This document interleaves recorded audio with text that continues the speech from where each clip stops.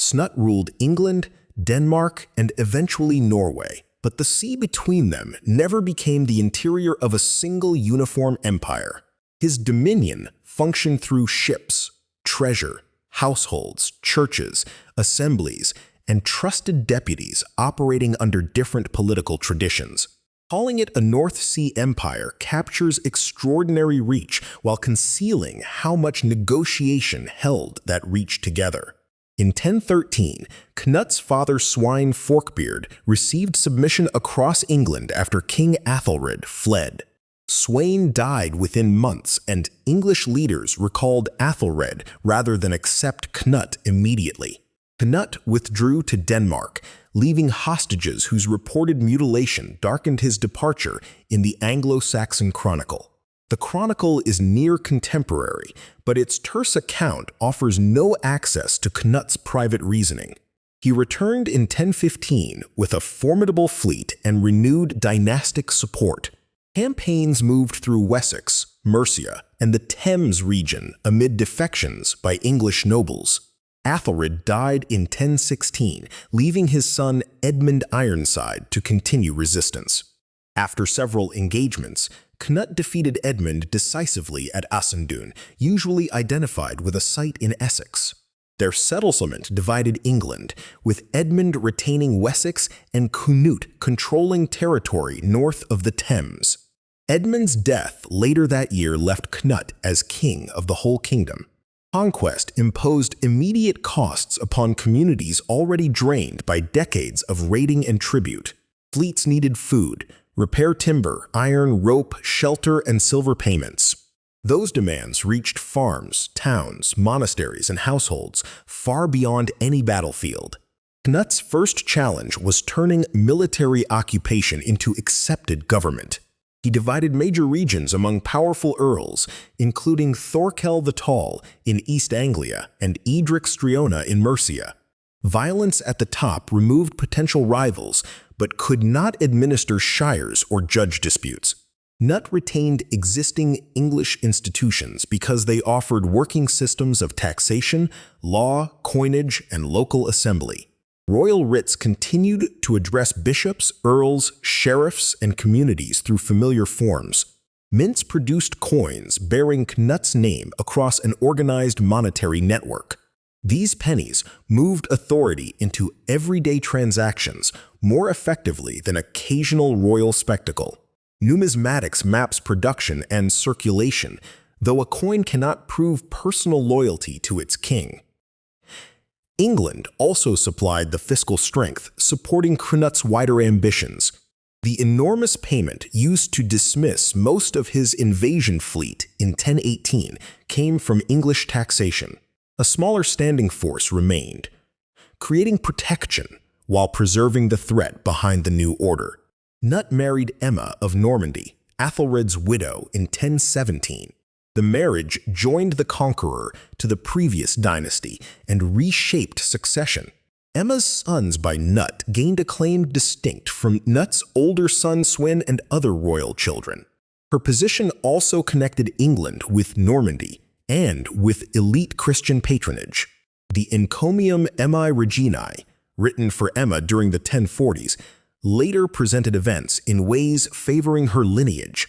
Its polished narrative is valuable precisely when read as political advocacy rather than detached biography. Cnut cultivated another essential partnership with the English Church. He restored churches affected by warfare, patronized monasteries, and associated his rule with saints and sacred kingship. At Asendun, he founded a church commemorating a battle that had secured his crown. Bishops served as advisors, diplomats, and writers within the government. Royal law codes, associated with Archbishop Wulfstan's influence, framed order through Christian morality and established legal custom. They addressed theft, violence, religious obligation, and duties owed to king and church. Written law advertised righteous rule, although enforcement still depended upon local power. Cnut's famous journey to Rome in 1027 further displayed Christian kingship. He attended the imperial coronation of Conrad II and met rulers and churchmen. A surviving letter reported benefits negotiated for travelers and merchants from his realms. It also shows Cnut communicating separately with the peoples under his authority, not dissolving them into one identity. Denmark entered his dominion through inheritance and political struggle after his brother Harald's death. The chronology is not perfectly clear, but Cnut was established as Danish king by the early 1020s. He could not simply govern Denmark as an English province. Danish elites, assemblies, royal estates, and military networks demanded local relationships. Cnut placed trusted figures in positions of authority during his absences. Thorkel the Tall appears prominently, though their relationship shifted between cooperation and estrangement. Ulf Jarl, connected to Cnut's family through marriage, later exercised major influence in Denmark. Delegation solved distance while creating deputies with independent followers and ambitions. The Baltic campaign culminating near the Helge River in 1026 illustrates these strains. Cnut faced opponents associated with King Anund Jacob of Sweden and King Olaf Haraldsson of Norway. Cnut retained Denmark, which matters more than later claims of an uncomplicated triumph. His position there drew strength from resources circulating across the North Sea. English silver found in Scandinavian hoards reflects payments, trade, tribute, and many stages of movement. Nevertheless, wealth acquired in England helped reward allies and sustain power in Denmark.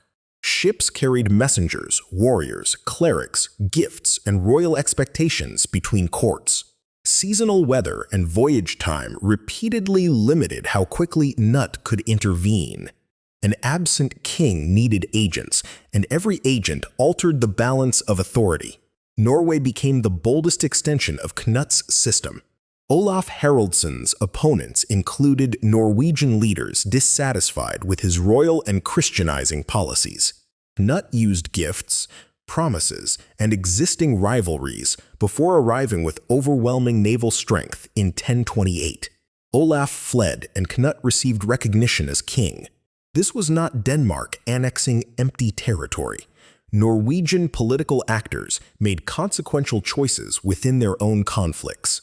Cnut appointed his son Swin and Elf-Gifu of Northampton to rule in Norway. Later, traditions remember their government for unpopular demands and harshness.